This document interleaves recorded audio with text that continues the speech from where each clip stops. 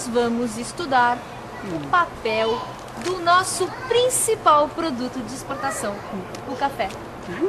Você sabe que eu já tinha ouvido falar que a exportação do café era a base da nossa economia. Essa verdade é comprovada, não é? Comprovadíssima, isso desde os tempos do Império. Tem até o discurso de senador que mostra muito bem como algumas coisas eram.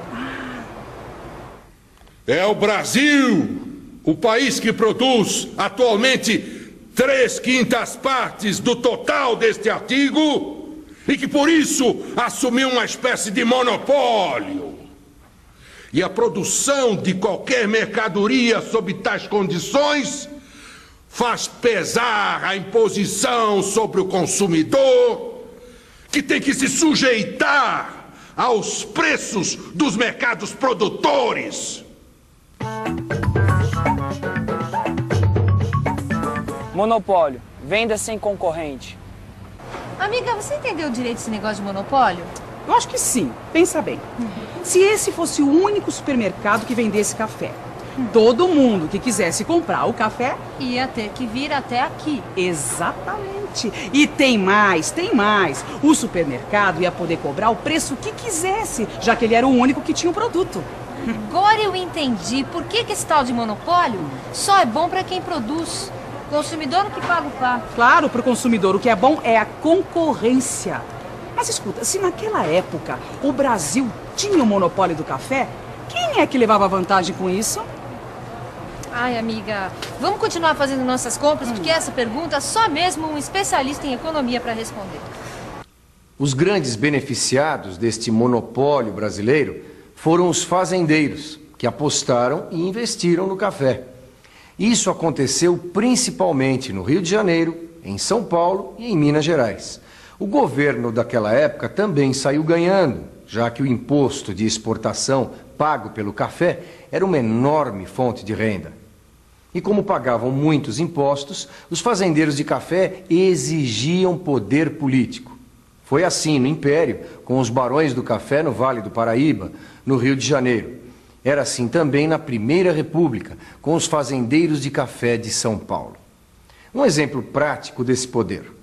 Quando se produzia muito café, o próprio governo comprava o produto e estocava para manter o preço em alta. O café era mesmo um negócio da China. Você deve estar achando esquisita essa história de o governo comprar e estocar tanto café, não é mesmo? Mas, na verdade, isso é muito simples de entender. Vamos ver outro exemplo. O que acontece nos dias de hoje quando as geadas arrasam as plantações de laranja no sul do país? Diminui a produção de laranjas, é claro. Mas o número de pessoas que querem comprar laranjas permanece igual. Em outras palavras, diminui o número de laranjas, mas não diminui o número de pessoas. O resultado, você sabe qual é. Aumenta o preço da laranja. Mas e quando acontece o contrário? Ou seja, o que acontece quando aumenta a produção de laranjas e o número de consumidores de laranja permanece igual? O preço desce. É lógico. Esta é a lei da oferta e da procura. Quando a procura é maior do que a oferta, o preço sobe. E quando a oferta é maior do que a procura, o preço desce. Era isso o que acontecia com o café naquela época. Quando a produção de café aumentava, o governo intervinha. Ele comprava e guardava o café para que o produto não chegasse ao consumidor. E assim, ele conseguia controlar o preço do café no mercado. Já tem um bocado de história aqui no nosso carrinho, amiga. Como assim? Olha só, a gente já aprendeu em outras aulas que o Brasil também produzia açúcar e cacau, que é a matéria-prima do chocolate, tá? E hoje a gente ficou sabendo que a partir da metade do século XIX, o café se transformou no rei dos nossos produtos. É, isso aí dá o que pensar, hein? Quais serão as mudanças que o café trouxe para o Brasil? Mudanças? Claro. Ou você acha que plantar café é a mesma coisa que plantar cana-de-açúcar ou cacau? Não é? Bom, para quem não conhece, esse aqui é um pé de café. E essa frutinha vermelha é o famoso café. Esse aqui é o seu Antônio, que entende muito sobre esse assunto e vai nos ajudar a esclarecer algumas coisas sobre esse famoso produto. Seu Antônio, quanto tempo leva para um pé de café ficar desse tamanho? O pé de café, para ficar nesse tamanho, ele demora de 4 a 5 anos. E quanto tempo ele leva para começar a produzir?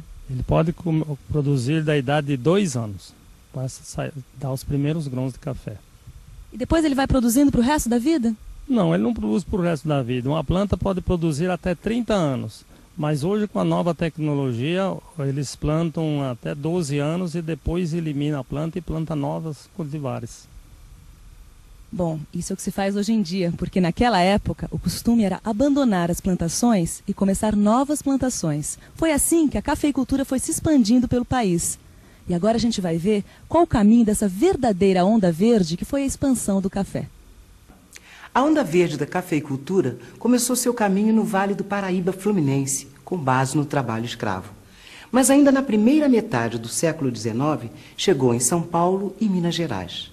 A partir de 1870, com a construção das ferrovias, a onda verde se expandiu rapidamente na direção oeste.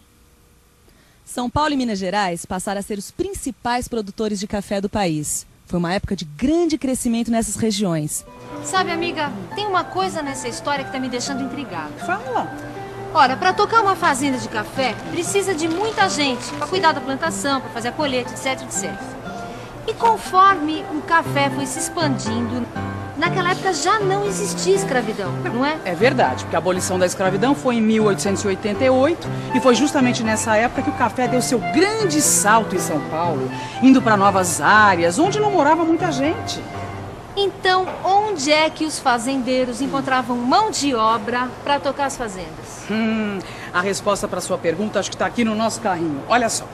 Macarrão, pizza, calabresa, tudo de origem italiana. Mas o que a Itália tem a ver com isso tudo? Mas guarda, Bela, o problema da mão de obra foi resolvido com a vinda dos imigrantes, principalmente os italianos. Meus avós saíram da Itália para a lavoura aqui do café. E depois ainda vieram os japoneses. Mamma mia! Bom, em 1908 chegaram os primeiros japoneses aqui no Brasil. Em 18 de junho aportaram os 791 primeiros imigrantes japoneses que vieram especificamente para trabalhar nas lavouras de café. Quem eram esses imigrantes? Eram camponeses que haviam perdido suas terras ou não podiam mais pagar os impostos. Eram funcionários públicos que trabalhavam nas cidades, eram pessoas que não tinham uma mão de obra especializada e que, portanto, estavam um pouco excluídos do processo de industrialização que ocorria então no Japão. A propaganda, evidentemente, dava conta de uma situação muito boa, de uma possibilidade de fazer fortuna muito fácil. E essa, sem dúvida nenhuma, foi a grande e principal motivação da partida deste grupo de imigrantes.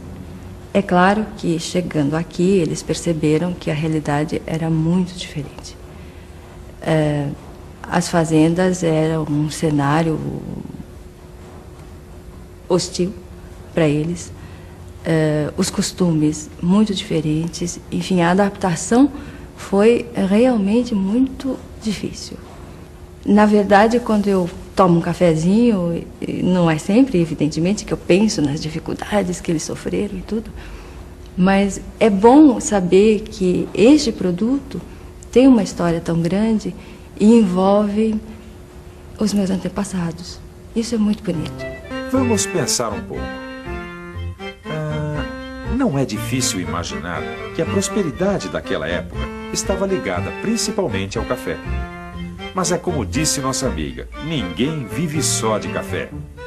As cidades começaram a crescer e precisavam de energia elétrica, bondes, sistema de água e esgoto, bancos e, é claro, de comércio.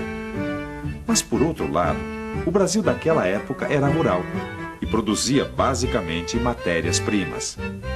Se quisesse alguma coisa industrializada, por exemplo, tinha que importar.